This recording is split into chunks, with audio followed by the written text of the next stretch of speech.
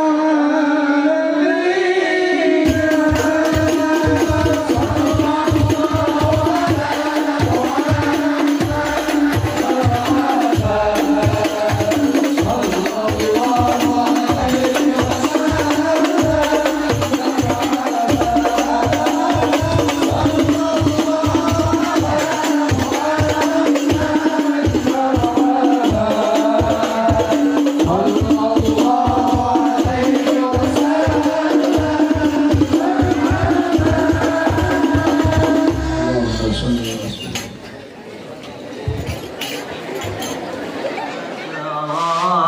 بصلي عليه وسلم صلوا على محمد. Assalamualaikum warahmatullahi wabarakatuh.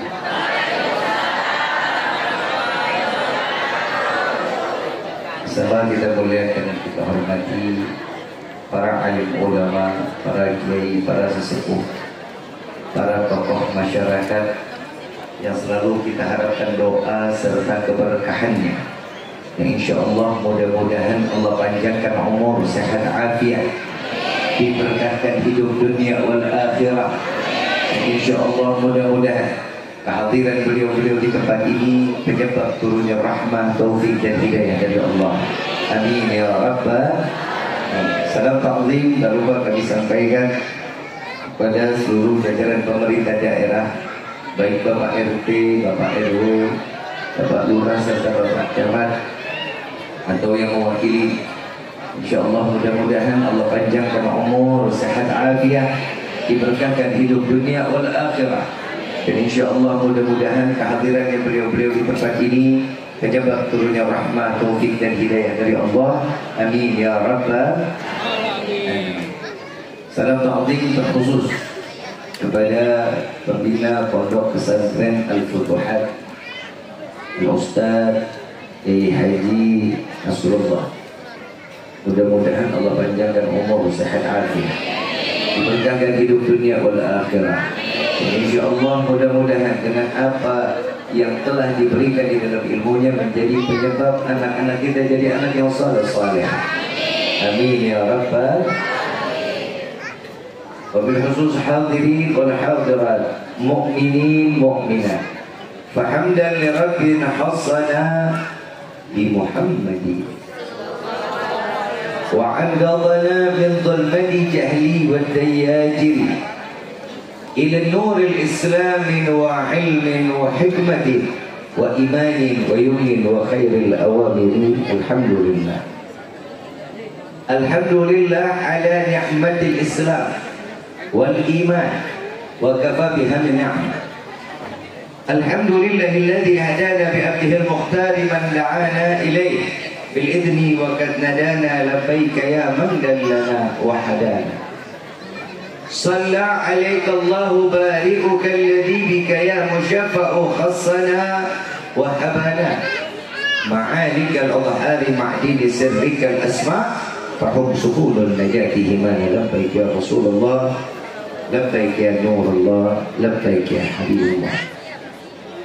Pertama-tama limpahan puji serta syukur kita panjatkan kehadirat Allah Subhanahu wa taala yang Maha Agung, yang maha luhur, yang maha bijaksana, yang alhamdulillah di malam yang penuh dalam keberkahan, di malam yang penuh dalam kemuliaan, Allah masih izinkan kita mencicipi dari sekian banyak miliar nikmat Allah berikan kepada kita, khususnya nikmat Islam, nikmat iman, nikmat sehat walafiat, nikmat umur yang panjang yang insya Allah mudah-mudahan kenikmatan ini tidak Allah hapus sampai ajal menjemput kita. Dan kita juga minta kepada Allah mudah-mudahan wasilah daripada acara ini Allah jadikan kita sebagai manusia yang pantas untuk dimatikan dalam keadaan husnul khatimah. Amin ya rabbal. Salawat beserta salam terlimpah curah kehadiran Nabi besar Muhammad sallallahu alaihi wasallam beserta keluarga, sahabat hingga umat yang sampai yaumil qiyamah. Amin ya rabbal alamin. Ayyuhal hadirun jamaah rahimakumullah. Di dalam setiap kehidupan Allah berikan macam-macam yang namanya berpasangan. Yang pertama, setiapnya ada perjumpaan pasti ada perpisahan. Semua manusia akan merasakan. Semua manusia hatta di dalam umurnya pasti akan merasakan hal tersebut. Saat kita jumpanya dunia, maka kita akan berpisah dengan dunia. Setiap manusia ada yang hidup, entar juga pasti akan, kecuali baginda Nabi Muhammad SAW. Kata-kata yang dikatakan adanya perjumpaan, tapi Nabi tidak pernah diberikan untuk perpisahan.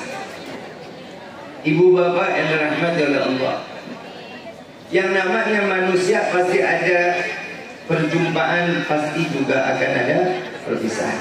Kecuali Nabi Muhammad SAW. Nabi Muhammad adanya perjumpaan dengan dunia, namun tidak dia pernah pisah dari hati seseorang yang terus mencintai baginda Nabi Muhammad SAW. Nabi sampai di dalam doa mengatakan, Allah memberikan izin. Di dalam hadisnya beliau mengatakan Allah memberikan izin bagi setiap umat yang bersalawat kepada Nabi, rohnya Nabi dikembaliin lagi ke jasadnya, cuman buat nyaut menjawab setiap salawat yang diberikan kepada umat daripada umat Nabi SAW. Di malam Jumat, betul? Nabi SAW juga mengatakan salah satu malam yang dimana malam setiap doa seorang hamba pasti akan dikabulkan oleh Allah. Malam ini malamnya rahmat yang Allah turunkan, malam yang penuh dalam keberkahan. Allah Subhanahu wa ta'ala memberikan kenikmatan ini khusus untuk umat Nabi Muhammad SAW. Ini juga sekaligus qaul Syekh Abdul Qadir Al-Jilani, Sultanul Awliya, rajanya para wali. Riki ingin menyampaikan sedikit tentang kisah seseorang yang gak pernah ta'lim, yang gak pernah ibadah, nggak pernah dekat ulama, tapi masuk surga. Satu waktu ada ahli kubur ditanya sama malaikat, man rabbuka? Nggak jawab, nggak tahu jawabannya. Ibu tahu jawabannya?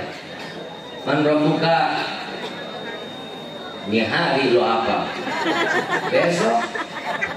Begitu pahit dikebukin sih. Orang lagi ceramah lo ngoceh. Enakan ceramah sama laki, udah perempuan anggap aja nggak ada.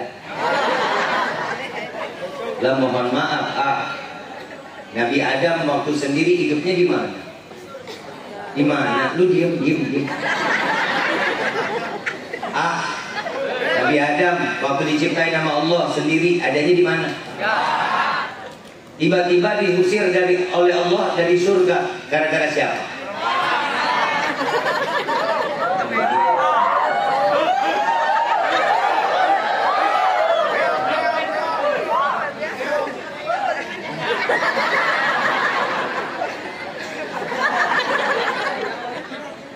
Ibu bapak yang dirahmati oleh Allah, Nabi SAW memberikan banyak kemanfaatan. Kita nggak usah ngomongin nabinya dulu. Sultanul Aulia, ada satu kisah di mana ada seorang ahli maksiat, nggak pernah ibadah, nggak pernah dekat sama ulama. Begitu mati ditanya man rabbuka, nggak bisa jawab. Wa man nabiyuka, nggak bisa jawab. Wa man kiblatuka, nggak tahu. Setiap pertanyaan malaikat dia tidak bisa jawab. Saat beliau ingin dilemparkan ke neraka, tapi neraka nolak, gak mau ngampunin orang. Saat itu malaikat nanya, ya Allah, ini orang dilempar ke neraka, gak mau, neraka gak menerima. Kata Allah, Allah maha tahu. Allah bukan gak tahu, Allah tahu, karena Allah yang mencatat orang ini harusnya ada di mana. Sampai kata Allah, tanyakan kepada hamba ini, apa amalan apa yang dia perbuat kehidupannya di dunia. Ditanya sama malaikat, wahai Abdullah, ya Abdullah, wahai hamba Allah, apa yang kau lakukan selama hidupmu di dunia? Maksiat, perbuatan pahala, Allah, sujud, enggak.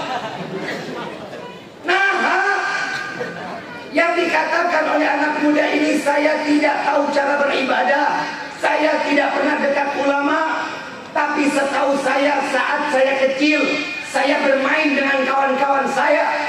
Kecilnya ini baru mulai balik. Kecilnya baru mulai balik. Saat aku kecil, aku sedang bermain. Tiba-tiba aku melihat ada gerombolan. Sebagaimana aku melihat, aku pikir ini adalah yang dikatakan sebagai badai pasir.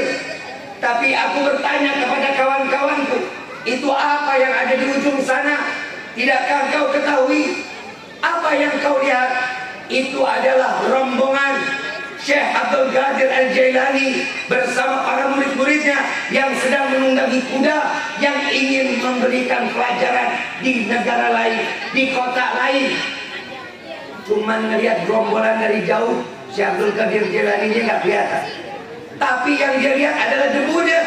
Maka beliau menceritakan, maka Allah Subhanahu wa taala, wahai malaikatku, lemparkan dia ke dalam surga, masukkan dia ke dalam surga, karena dia pernah memandang rombongan orang-orang yang sedang ingin menuntut ilmu. Oi, oi, ngelihat debu nuntut ilmu aja masuk surga, bu. Taklim, makanya ngaji. Ngaji jangan cuma jualan kerudung sama kocok arisan. Dengerin ustadznya, ajak ngomong, ada ilmunya dipakai.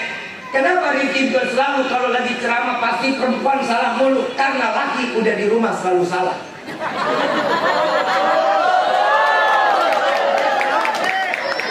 Benar Pak? Banget.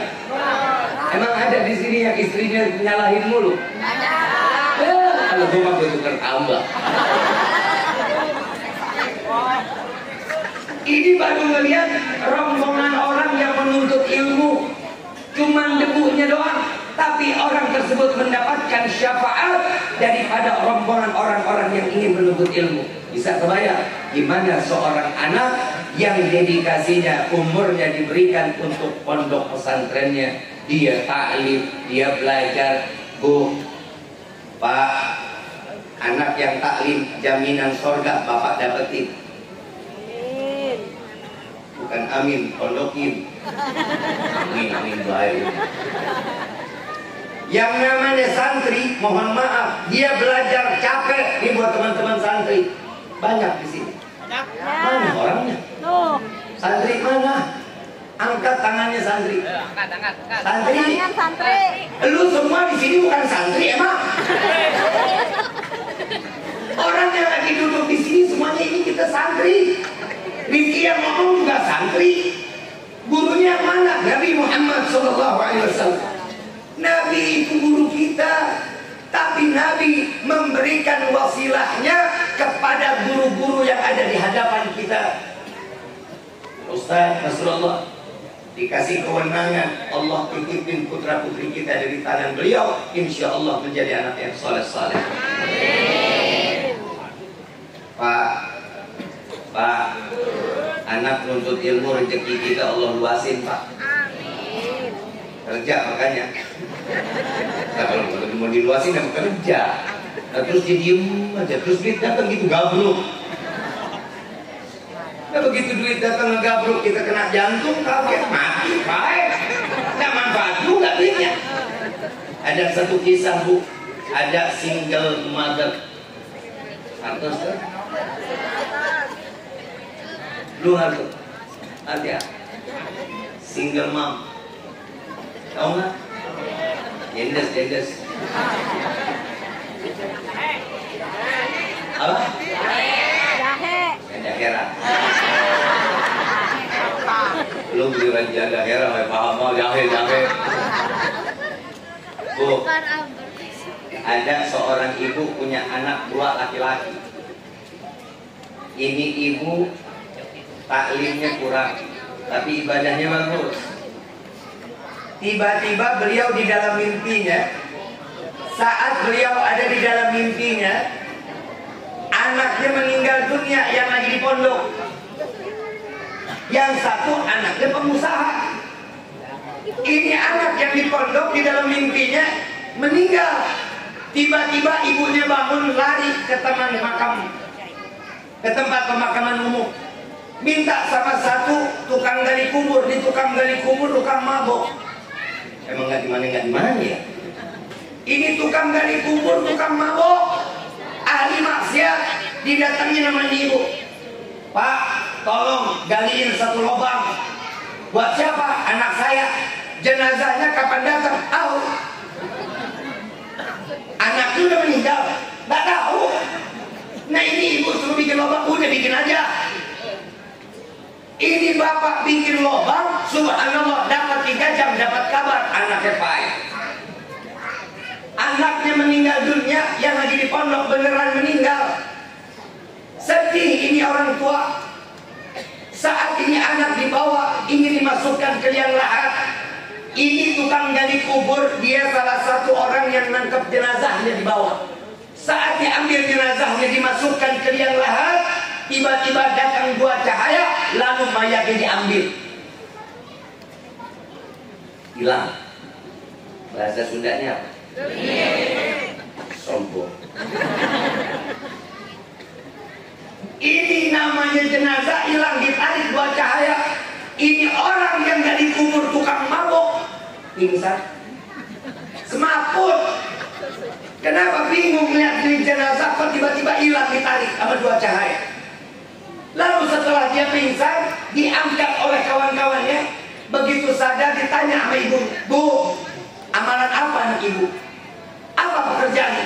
Dia cuma penuntut ilmu. Dapat beberapa bulan, ibunya ngipir lagi. Anak yang namanya pengusaha meninggal. Datang lagi ke tempat pemakaman. Pak, tolong galiin kubur. Siapa? Anak lagi. Iya, anak saya meninggal. Jenazahnya udah dibawa? Belum. Bongkar aja dulu. Dibikin lubang lagi. Dapat 3 jam betul, anaknya kecelakaan meninggal dunia. Singkat cerita, ini anak dimasukin lagi ke liang lahat. Begitu sampai liang lahat, ini anak yang kedua bukan santri, pengusaha, nggak pernah mondok. Tapi begitu saat dia dimasukkan ke liang lahat, 2 cahaya ambil kembali jasad. Lalu ini anak nanya lagi, Bu, ini yang kedua anaknya apa kerjaannya? Tukang potong kayu. Tukang motongin kayu. Kenapa? Yang pertama ahli ilmu, yang kedua pengusaha. Kok dua-duanya kenyataannya sama? Anak ibu ditarik sama 2 cahaya. Orang yang menuntut ilmu dalam keadaan dia lalu wafat, maka dihitung dalam keadaan dia jihad atau mujahid fi sabilillah. Tapi orang yang berdagang tersebut, apa yang diberikan manfaat? Dia berdagang, jual kayu, dia setelah dijual uangnya buat berikan pendidikan untuk adik. Hartanya diberikan untuk nuntut ilmu seorang adik, maka pahalanya sama sebagaimana orang yang menuntut ilmu. Bu, di pondok gratis, makan, bayar nggak? Besok-besok kasih rezeki ya Bu. Siang Ustadznya tuh lihat, kurus, pikiran banyak.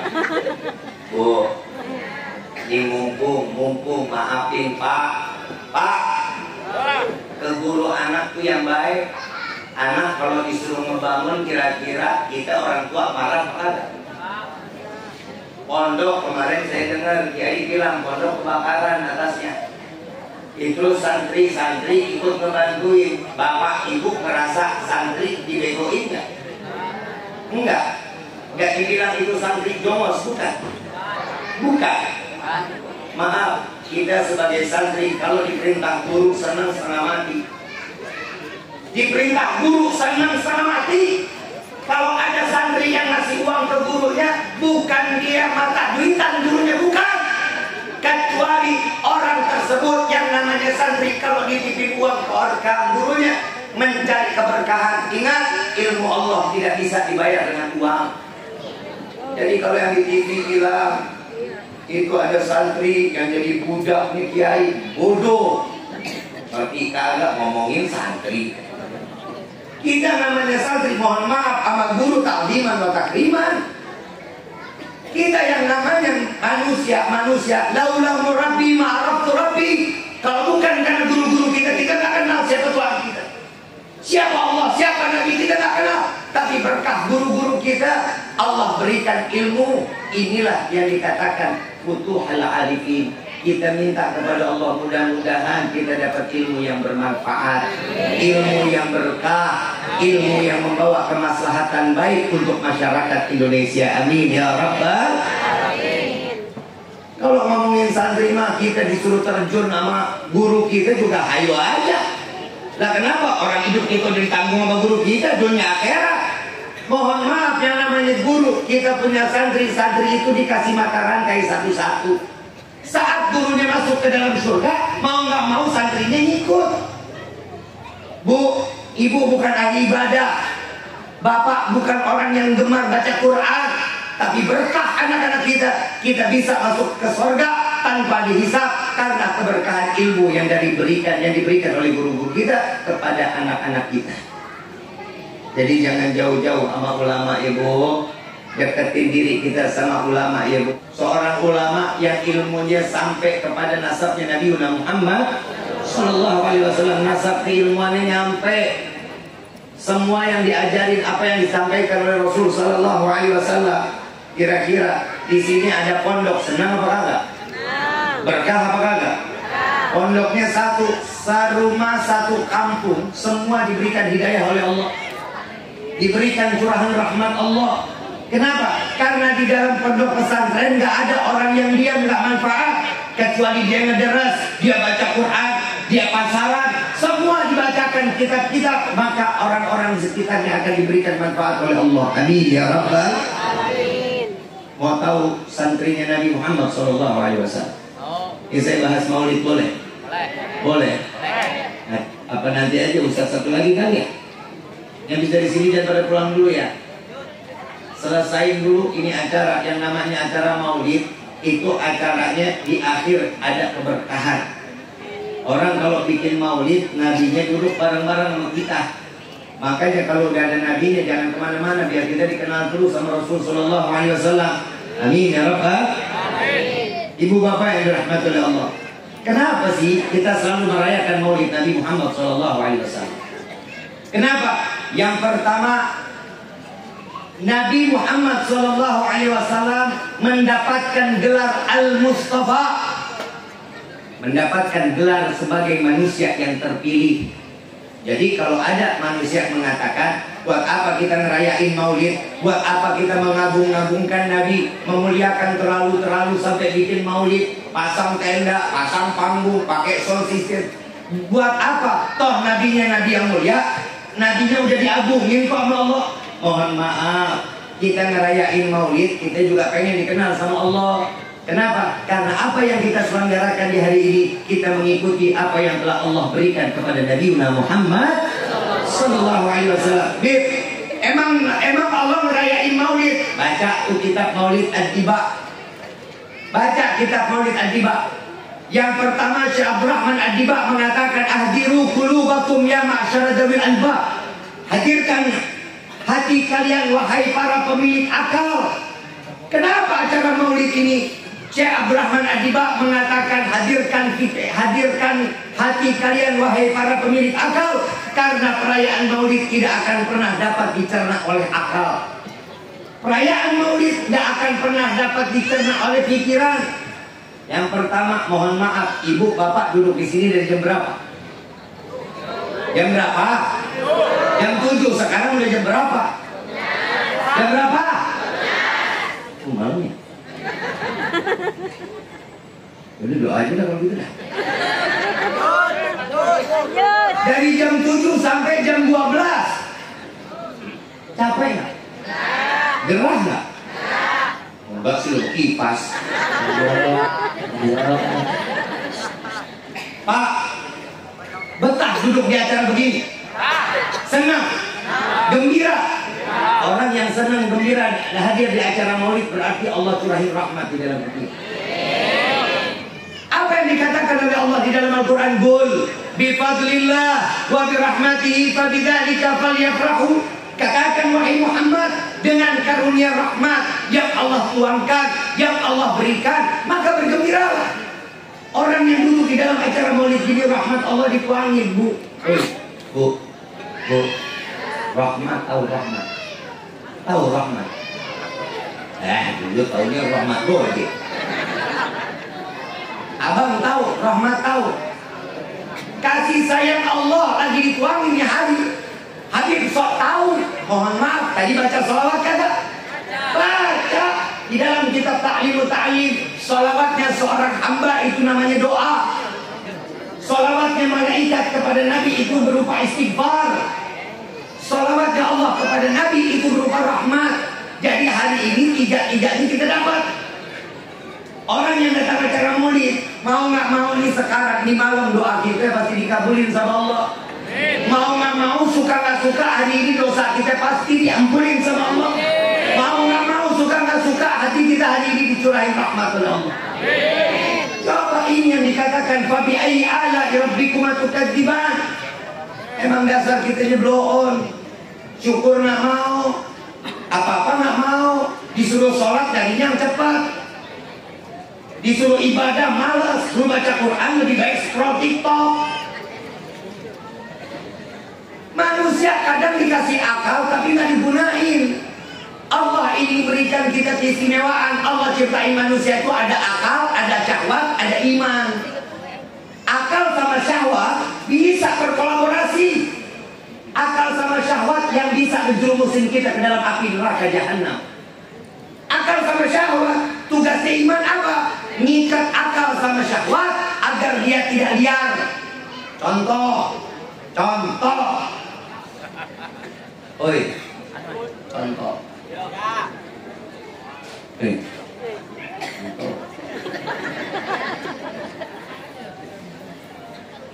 Inna sholata tanha anil fahsya.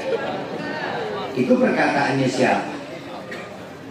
Kalau Allah yang punya ngomong, Nabi yang punya omongan, jujur apa bohong? Jujur. Yakin? Yakin? Kita bahas nih. Orang yang mendirikan sholat pasti akan jauh dari perbuatan keji dan saya ulangi lagi, keji dan. Jadi kalau orang sholat dia gak akan berbuat keji, gak akan berbuat munkar. Orang yang mendirikan akal sama syahwat, gak mau dia. Yang namanya manusia, syaitan, iblis. Tahu iblis bu? Itu dari mana? Itu mana emang? Abang tahu iblis pak? Enggak kali ya. Yang namanya iblis, yang kita terkontaminasi sama bisikan iblis, syahwatnya itu ditiupin, akalnya ikut. Bib, saya punya teman bib, sholatnya rajin, sholatnya di masjid. Wah rajin bukan main. Sholatnya rajin, ibadahnya rajin, ngelong ayam. Ada nggak begitu? Ada nggak? Kalau ada yang begitu, dia baru menjalankan ibadah sholat. Baru menjalankan sholat, belum mendirikan sholat. Makanya di dalam sholat juga inna sholati wa nusuki wa mahyaya wa mamati lillahi rabbil. Ya Allah, aku serahkan hidupku, matiku semua karena Allah. Semua karena Allah. Tapi kitanya lagi sholat sempatnya dusta. Baru Al-Fatihah, Bismillahirrahmanirrahim, Alhamdulillahirabbil alamin, Arrahmanirrahim, Maliki yaumiddin. Ya Allah, kompor belum mati. Ya Allah, kunci motor masih ketinggalan di motor. Semuanya ingat kalau lagi sholat. Betul kagak? Lukisan miring ingat. Ini terjadi bukan zaman sekarang doang. Dari zaman Sayyidina Ali nggak ada. Dari zaman Sayyidina Ali, waktu Sayyidina Ali jadi khalifah, udah ada begini. Sayyidina Ali jadi khalifah, didatangi sama masyarakatnya. Wahai Sayyidina Ali, mohon maaf, hati saya lagi gundah. Kenapa? Saya lupa naruh koin emas saya di mana. Kata Sayyidina Ali bilang apa? Ambil wudhu sana. Hubung Hubungan sama koin emas hilang apa? Udah cepet ambil wudhu. Dia ambil wudhu. Setelah itu ngapain wahai Khalifah Rasulullah? Gelar. Sajadahnya gelar. Sholat dua rakaat. Hubungan sama emas koin apa? Sama sholatnya apa? Allahumma, udah jalanin aja. Begitu saat lagi sholat, baru rakaat pertama diberhentiin. Alhamdulillah Khalifah ingat koin emasnya ada di bawah kasur. Ini dari zaman dulu udah ada begitu. Nah kalau kita mau orang kesekian juta, kadang manusia dikasih akal sama syahwat itu suka berkolaborasi. Kenapa orang diwajibkan mendirikan sholat? Agar sholat yang kita jalankan diaplikasikan di dalam kehidupan. Nunduk, awadu. Jangan pernah sombong. Mohon maaf, Nabi sehari semalam sholatnya nggak kehitung Pak. Sholat malamnya aja 1000 rakaat, kaki sampai bengkak. Oi, bengkak. Wah sama nih orang Cisauk juga. Sholat pada kaki bengkak beda. Kalau lu asam urat. Kalau Nabi sholat 1 rakaat 3 juz. Ayo mau mana tuh, mau mana itu? Ngaji belum rapi, udah pulang aja lu. Gue jauh-jauh dari Kuningan, lu tinggalin aja sama perempuan gitu. Lagi sayang-sayangin, lu tinggalin.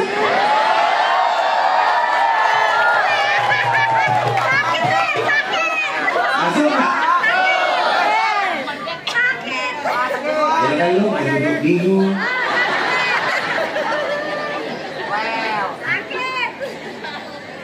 Nah emang begitu kan perempuan ya? Lagi sayang-sayangin gitu kan ditinggalin.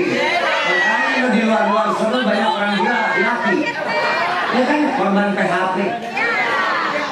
Makanya brother, lu jangan suka-suka terlalu jatuh cinta sama perempuan-perempuan tuh nih hari ngomong besok beda. Ya ini gue bahas dulu nih boleh nih. Yang namanya perempuan itu Allah kasih syahwatnya 99 brother. Perasaannya 99, makanya dia hidupnya gak pernah masalah. Perasaannya bener aja. Betul gak? Laki-laki punya perasaan cuma 1. Makanya perasaan laki-laki 1 dimanfaatin betul. Istri marah, istri ngoceh, sabar, tenang, betul gak? Ya ada lagi yang lebih parah. Kalau Allah kasih laki perempuan itu 99 perasaan. Yang namanya perempuan kalau udah 99 perasaan, hidup kita tuh nggak pernah benar. Kenapa perempuan Allah kasih perasaannya 99? Bang, biar lo tahu ya, perempuan itu paling gampang ngebagi perasaannya. Nih hari ngomong sama Bambang, besok ngomong sama Uja. Sore yang dikit, ceket juga jadi. Nih hari pagi jalan ceket sama kita. Siang makan siangnya beda orang lain. Malam beda lagi. Perempuan paling gampang ngebagi perasaannya. Jujur, ya enggak? Enggak. Baik, gue tes sekarang. Ibu bilang enggak. Ya, mohon maaf. Ibu waktu pertama kali nikah, malam pertama sayangnya full betul sama suami. Betul enggak? Cintanya full buat suami, betul? Begitu anak lahir.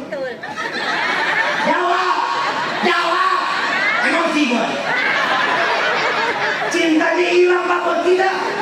Apa-apa buat anak, bapak bagaimana bikin diri. Betul nggak pak? Dulu waktu kawin mulai ya, Allah kita belum bangun kopi udah kayak jadi agar pak. Ini benar-benar perempuan cintanya tuh pas lagi sendirinya. Begitu punya anak, ini punya siapa? Punya anak, makan dikit. Di bapak punya anak, punya rezeki anak pasti mau dimakan aja tuh ya. Makanya pak, laki-laki Allah kasih perasaannya 1. Kenapa? Laki-laki kalau udah cinta sama satu perempuan gak akan pernah pindah ke lain hati.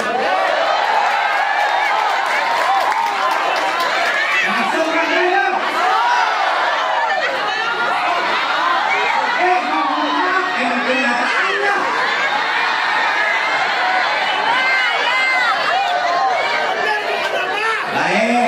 Sekarang kita bahas lagi. Gue gak jadi bahas maulid lah.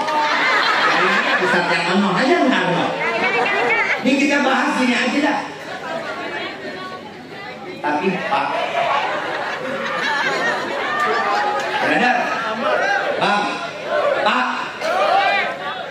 dengerin tuan. Perempuan 99 perasaan, tapi kalau dia udah benar-benar cinta, waduh Pak, kita di kerangkeng Pak. Cintanya perempuan memenjarakan hati laki-laki. Gak percaya? Lo gak percaya? Pernah dengar kisah Nabi Allah Yusuf alaihissalam?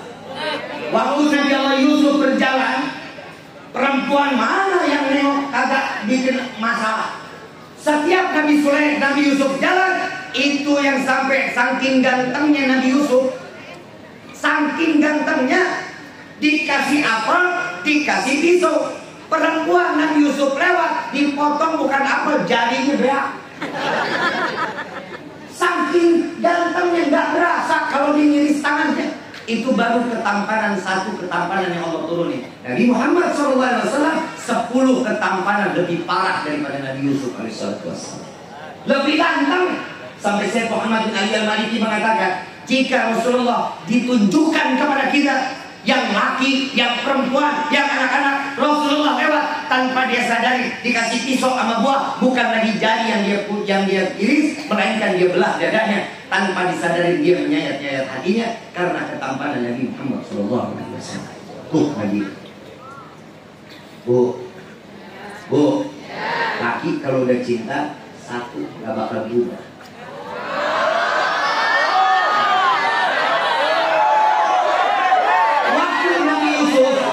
Nabi Yusuf lewat, terus Siti Zulaiha mengatakan, wahai Yusuf, apakah kau ingin menikah denganku? Aku dilamar. Nabi Yusuf dilamar sama perempuan. Woy. Orang Kisau ada yang melamar laki. Jaim loh. Nabi Yusuf dilamar. Apa jawaban Nabi Yusuf? Maaf Zulaiha, aku belum mendapatkan perintah dari Allah untuk menikahimu. Marah Zulaiha. Marah sampai dipanggil pengawalnya. Wahai para pengawal, tangkap Yusuf, penjarakan Yusuf di dalam tanah. Jika Zulaiha tidak mendapatkan cinta Yusuf, maka perempuan lain tidak boleh mendapatkan cintanya Yusuf. Tuh, ya. Perempuan kalau udah cinta Pak, kita di kerangkeng Pak. Percaya nggak Pak? Lo coba dah, agak malam-malaman dikit lo ganteng, padahal mau ta'lim, padahal mau nuntut ilmu, pasti tanya, ayo mau mana? Itu cara perempuan memberikan contoh kasih sayangnya. Bu, tapi jangan dong yang namanya suami kita nggak dihargai. Nabi Muhammad itu saling menghargai rumah tangganya. Siti Aisyah kalau ngomong sama Nabi lemah lembut, nggak beberekan, beda malu. Makanya lu bukan Siti Aisyah. Betul kan? Coba kalau ngomong sama laki, apa? Tayo.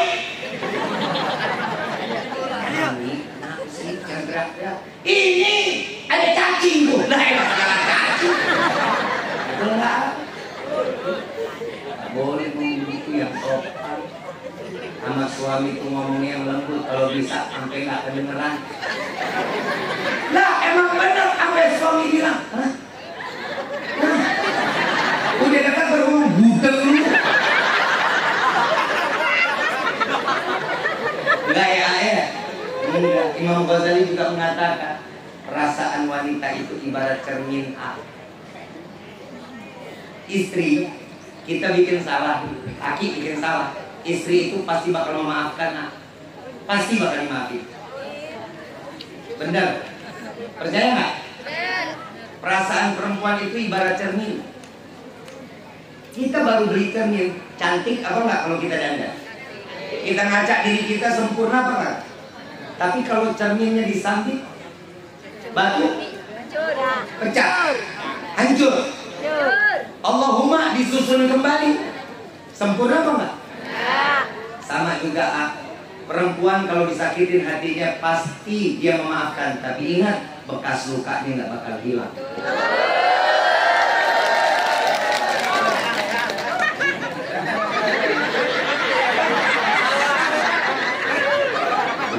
kalau begitu. Tapi yang gue lagi bingung, kenapa Imam Ghazali mengatakan perasaan perempuan ibarat cermin?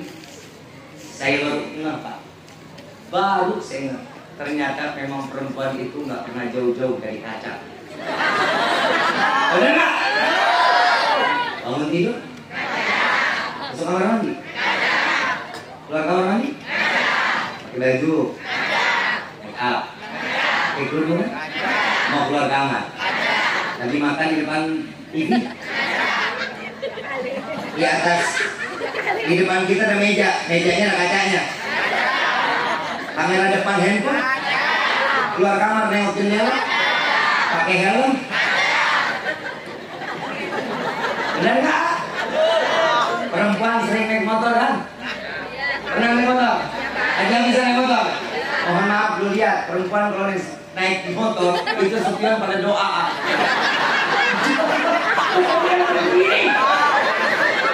Lah emang saya cuma mau ngasih tahu, sepion itu ikhtiar kita di dunia. Itu sepion fungsinya buat apa? Oh, gak otak. Masih dibilang buat ngaca. Coba lihat laki-laki sepion buat apa? Nengok ke belakang kan?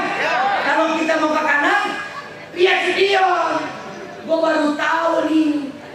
Nabi juga di dalam hadis kenapa bilang laki-laki, wahai para laki-laki, janganlah kalian sekali-sekali berjalan di belakang perempuan. Ini. Gue paling gedek kalau lagi bawa kendaraan depan gue emak-emak perempuan. Dah menek betul. Saya kanan dia ke kiri, saya kiri dia ke kanan. Betul kan? Allah yang tahu. Bu, mohon maaf itu sepion ikhtiarnya kita. Sepion itu buat nengok, lihat kita ke belakang. Jadi ibu nggak capek-capek nengok. Paham? Kalau mau ke kanan lihat dulu spionnya, biar kita nggak ditabrak orang. Kalau mau lihat mau belok juga, biar tahu, biar kita juga nggak sampai ditabrak orang. Tapi gue punya kesimpulan, kenapa perempuan itu nggak pernah mau ngadepin spion itu ke belakang? Lo tahu nggak? Lo tahu nggak? Ternyata survei membuktikan. Kenapa spion buat perempuan itu di motor nggak pernah buat nengok ke belakang? Ternyata perempuan itu, wanita itu nggak pernah mau lihat masa lalu, yang dicari adalah masa depannya. Kita masa depannya laki-laki ar-rijalu qawwamuna 'ala ya ayyuhalladzina amanu qu anfusakum wa ahlikum. Itu kita yang ditegur. Mohon maaf, perempuan itu cuma nyemplak sama kita. Tahu nyemplak? Tahu? Numpang. Perempuan masuk surga numpang sama suaminya. Betul nggak? Betul kagak? Tahu betul, hormati loh. Ibu boleh pindah surga dari bawah telapak kaki. Emang ibu bisa masuk surga dengan kaki segini? Lu pikir tuh kaki itu Doraemon? Kunci surga seorang istri ada siapa? Taatin dong. Tapi suami jangan juga pikiran kalau istri itu jadi babu kita. Saya mohon maaf berbagai, saya mau bodoh amat saya mah. Yang namanya istri bukan babu. Masak itu bukan kewajiban seorang istri, Pak. Nyuci bukan kewajiban istri, Pak. Nyapu ngepel bukan kewajiban istri. Nabi bilang, Pak, biarkan nanti, makanya kita taklim. Yang namanya istri Allah kasih berikan kewajiban 2. Nabi mengatakan 2 kewajiban seorang istri. Yang pertama, wajib taat kepada Allah. Yang kedua, wajib taat kepada suami. Jadi kalau ibu disuruh masak sama suami, masak.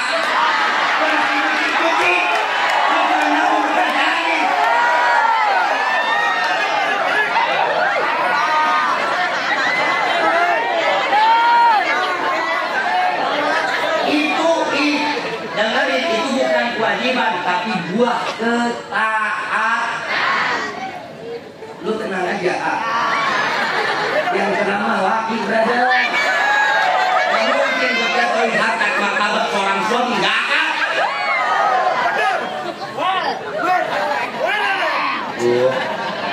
Bu, belajar romantis sama suami. Di momen Maulid, Nabi Muhammad manusia paling romantis. Woi.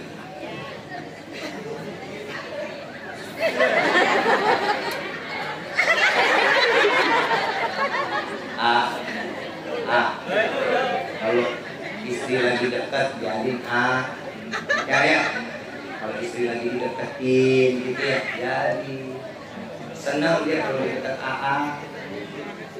makin nangis nggak apa-apa, yang penting ada di samping dia selamat nah emang benar. Dan yang punya ilmu terserah cuma istri, perempuan doang. Lu nggak percaya, malam ini besok gua ajak ini jalan.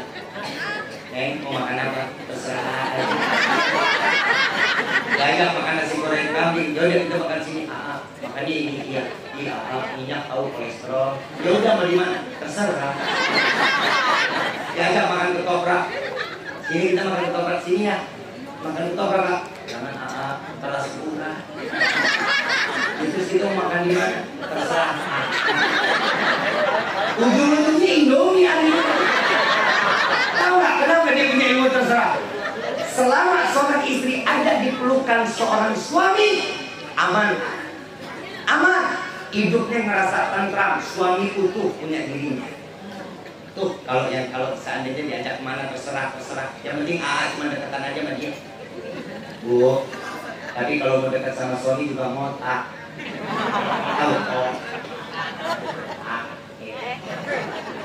ya. Kalau mau dekat sama suami mandi dulu. Udah habis masak, goreng, pete, terasi, selesai duduk samping suami. Gimana suami nggak kabur? Nih lo dengerin nih hati seorang suami. Bang, lu jawab yang jujur. Dia lagi belain lo nih. Bapak duduk di samping istri dandan, udah cantik, senang apa enggak? Begitu duduk di samping bapak udah cantik, udah dandan, kecium wangi, senang apa enggak? Dengar bapak. Dia urusan begini pura-pura budek. Jawab sekali lagi ya, biar masuk ke dalam hatinya. Lu duduk di samping istri dandan cantik, senang apa enggak? Kecium wangi dan istri senang apa kagak? Modalin.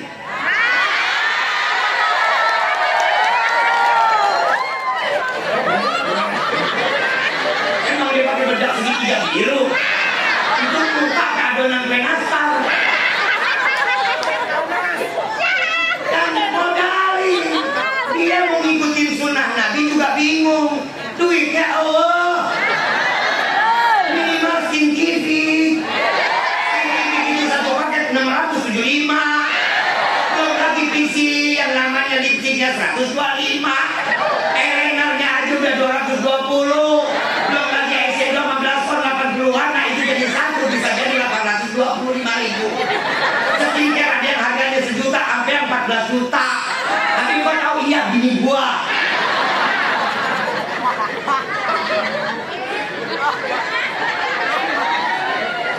Ya, sayangin suami. Nabi mah orang yang paling romantis. Lu contohin dulu makanya. Satu waktu Nabi SAW pulang sampai di rumah minta air sama Siti Aisyah. Ya Aisyah, tolong ambilkan aku air. Diambilin air sama Siti Aisyah. Begitu diambil air sama Siti Aisyah, Rasulullah bilang, "Kau minum dulu." Tidak berani ya Rasulullah. Karena engkau adalah seorang imam di dalam rumah tanggaku.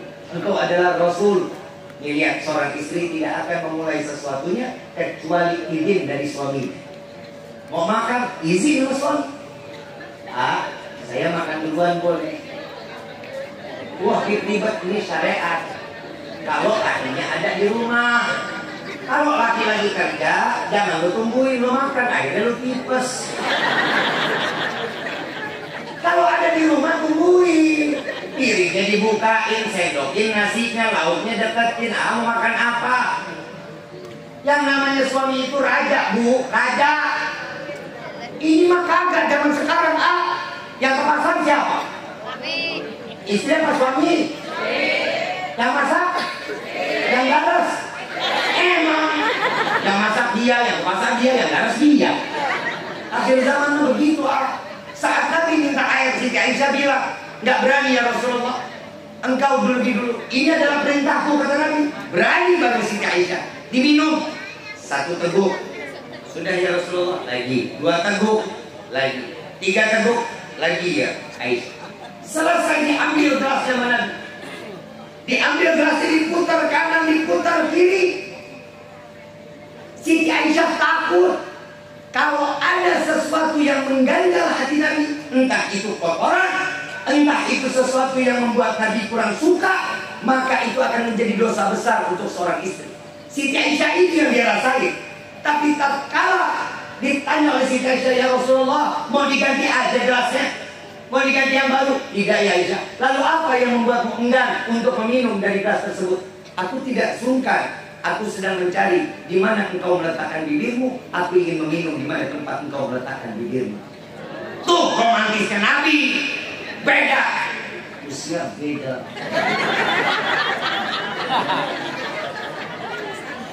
Istri baru minum dikit, jorok, lu ganti nggak? Gak boleh, itu ada keberkahannya, Pak. Kasih romantis. Nabi Muhammad romantis. Nabi Muhammad segala diri punya. Mau jadi politikus, Nabi SAW. Panglima perang, Nabi. Presiden, pemimpin, Nabi. Bisa. Apalagi dalam rumah tangga, Nabi paling luar biasa. Ngomong sopan, baik. Nabi Muhammad panglima perang, iya. Didikan Nabi semuanya berhasil. Mudah-mudahan guru kita, Ustaz Rasulullah, Allah berikan keberkahan dalam ilmunya. Maafin, ilmu dapat tapi nggak berkah buat apa? Betul kagak? Kita nuntut ilmu juga harus ikhlas dong. Jangan yang ngajar ikhlas, yang terima nggak ikhlas. Ini yang masalah. Yang namanya Nabi punya santri luar biasa. Sayyidina Abu Bakar, Sayyidina Umar, Sayyidina Utsman, Sayyidina Ali, Sayyidina Abdurrahman bin Auf. Semua santri-santrinya Nabi luar biasa. Imannya terpatri. Kenapa? Nurut apa kata Nabi. Apa yang keluar dari lisan Nabi udah pasti benar. Orang yang keluar dari lisan Nabi semuanya wahyu. Semua sahabat beriman kepada Allah dan Nabi, bukan karena hawa nafsunya, melainkan iman yang membawa dia dan terpatri di dalam hati tersebut. Coba lihat, Sayyidina Khalid Ibn Walid dulu merangin Nabi, tapi begitu setelah peperangan Uhud, Khalid Ibn Walid ngelihat ada kebenaran yang ada pada diri Nabi. Datang kepada Nabi, lepas pedangnya, lepas perhiasannya, semuanya dilepas. Kenapa? Memeluk agama Islam di hadapan baginda Nabi Muhammad SAW. Dulunya pembenci, Allah berikan titel sebagai Saifullah. Iman yang dijaga, dan selama kepemimpinan Khalid bin Walid tidak pernah jatuh atau tumbang kepemimpinannya, atau Islam dipukul mundur kalah. Tidak pernah. Khalid bin Walid selalu membawa Islam menjadi manusia yang dimenangkan oleh Allah. Tapi Khalid bin Walid meninggal di atas tempat tidurnya. Kenapa? Bukan suatu penghinaan. Seorang panglima perang meninggal di atas kasur, bukan penghinaan, tapi Allah tahu caranya agar Khalid bin Walid yang dijadikan sebagai titelnya Saifullah, pedangnya Allah, agar dia tidak gugur di medan perang, dia mati bersimbah darah, agar orang-orang kafir tidak memiliki. Tuh lihat, pedangnya Allah patah. Cara Allah luar biasa. Makanya manusia kalau dikasih ujian pasrah. Setelah pasrah minta sama Allah, tapi mintanya jangan ditambah kesabaran. Kadang kita mintanya kesabaran, dikasih ujian, ya Allah, tolong tambahkan hamba kesabaran. Kesabaran hamba ada batasan ya Rasulullah. Mohon maaf. Kalau lu minta tambah sabar, besok dikasih ujiannya lagi lebih gede daripada di hari. Jangan salahin Allah, lu yang minta tambah sabar. Kalau minta, ya Allah hari ini lagi ada ujian nih, ya Allah tolong dong selesaikan ujian hamba. Jika engkau harus ingin mengangkat derajat hamba, cepat angkat derajat hamba. Itu mintanya. Jangan minta tambah sabar, ujian lu kagak habis-habis. diuji lagi. Amal satu lagi nih, kalau doa yang benar loh. Kalau doa, mohon maaf, kadang orang minta nih, ya Allah panjangkan umur kami, betul? Betul? Mau panjang umur? Yang lain mati lo doang sendirian lo. Mandi sendiri, naik kapal sendiri, beli sendiri, nguruk sendiri mah. Salah doa bahaya. Minta dia apa? Ya Allah panjangkan umur kami dalam taat ibadah kepadamu. Amin gitu. Amin aja kudu disuruh. Bim, emang ada di zaman Nabi yang doanya salah? Ada salah satu sahabat Rasulullah. Beliau selalu berperang bareng sama Rasulullah. Beliau menjadi tamengnya Nabi, badannya gede. Kalau sholat di belakang Nabi, menjagain Nabi. Tiba-tiba dalam waktu 3 bulan Nabi nanya, ini sahabat kita kemana? Sakit ya Rasulullah. Sakit apa? Udah 3 bulan ya Rasulullah, sakitnya cukup parah. Rasulullah datang ziarahin, dilihat sama Nabi, betul, tinggal pulang sama kulit, badannya udah gak gede lagi. Ditanya sama Rasulullah, apa yang menimpa wahai sahabat? Apa jawaban Rasulullah? Apa jawaban sahabat? Ya Rasulullah, dahulu aku adalah orang kafir, aku tidak beriman kepada Allah. Maka itu aku minta kepada Allah, jika karena dosaku yang lalu aku harus diadab di neraka, aku meminta ya Allah, jangan kau adab aku di neraka. Adablah aku di dunia, jangan kau adab aku di neraka. Nabi bilang salah, doanya salah. Siapa yang berani, siapa yang mampu nanggung adabnya Allah di dunia? Gak ada yang mampu. Makanya kita diajarin doanya tuh, Rabbana atina fid dunya wa fil akhirati wa qina. Itu kita diajarin, hati-hati dalam doa. Berdoa boleh, tapi hati-hati jangan salah doa. Yang kedua, kadang kita minta rezeki yang banyak. Betul nggak? Nggak malu sama Nabi. Nabi pernah doanya minta rezeki banyak. Pernah nggak? Nabi minta cuma apa? Allahumma fir umat Muhammad. Ya Allah ampuni dosa umat Muhammad. Ini doanya Nabi. Kita mintanya banyak rezeki. Kalau dikasih duit banyak buat apa? Oi, buat apa? Buat sedekah. Apa lagi?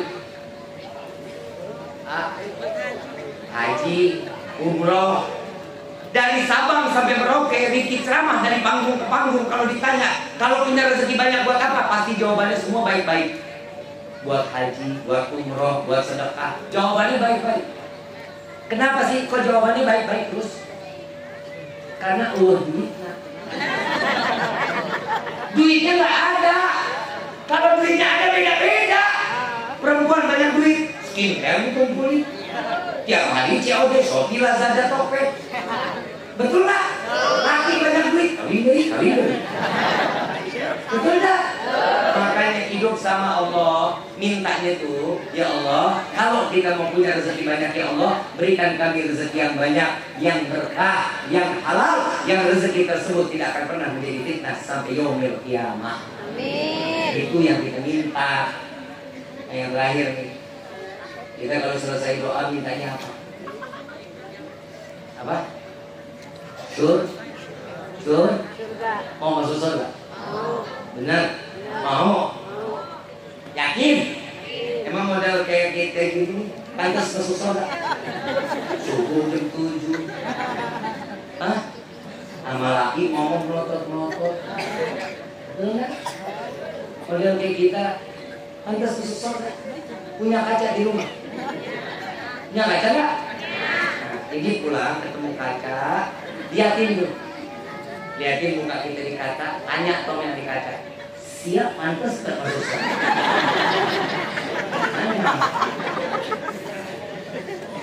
Mohon maaf, perayaan Maulid ini ngenalin kita. Kalau mau bikin KTP, kenal sama orang dalam, cepet jadinya.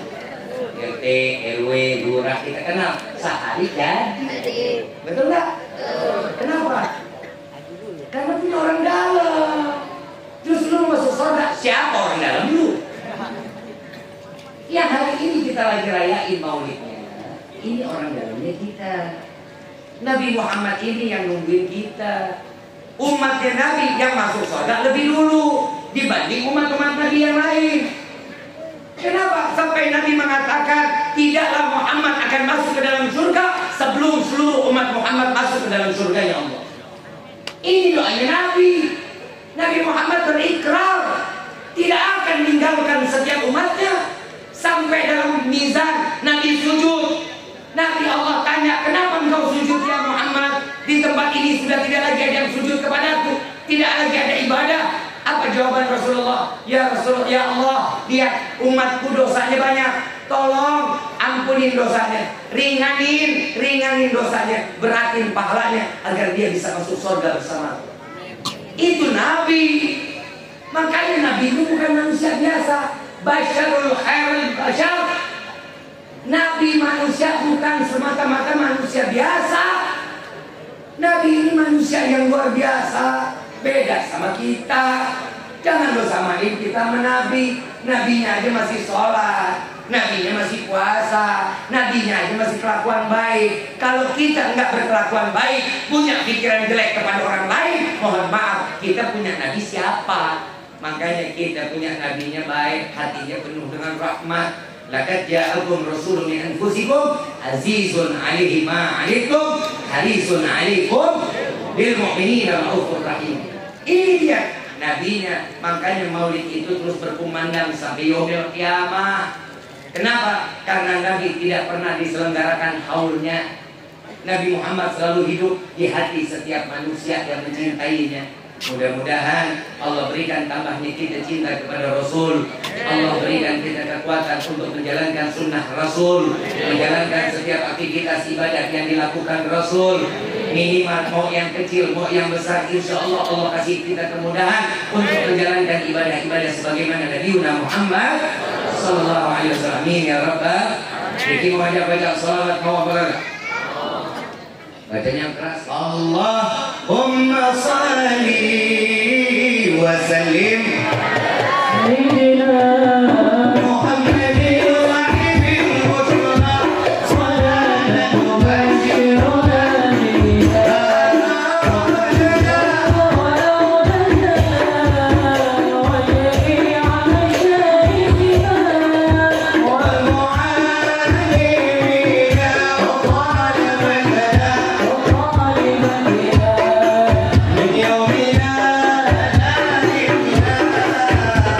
يوم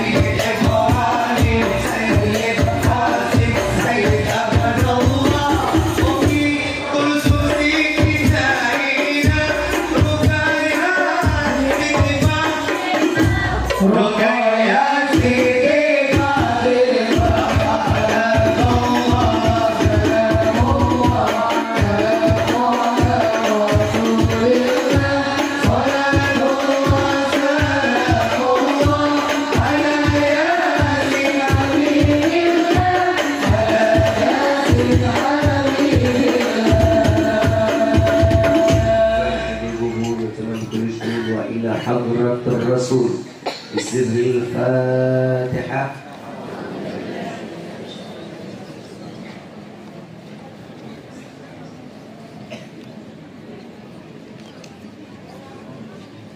Ayuhal hadirun jemaah rahimahullah, jangan ada yang bubar dulu.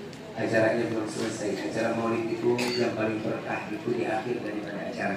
Insya Allah mudah-mudahan yang duduk lama, mudah-mudahan Allah jauhkan kita dari segala bentuk fitnah dunia maupun akhirat. Allah jauhkan kita dari segala bentuk ujian yang nampak maupun tidak nampak. Mudah-mudahan Allah luaskan rezeki kita yang berkah, yang halal. Amin ya Rabbal. Apabila ada bahasa rezeki yang kurang berkenan di dalam hati, mohon dibukakan pintu makan seluas-luasnya. Dan apabila ada ilmu yang bermanfaat, semua datangnya dari Allah Subhanahu wa taala. Wal afu minkum. Assalamualaikum warahmatullahi wabarakatuh.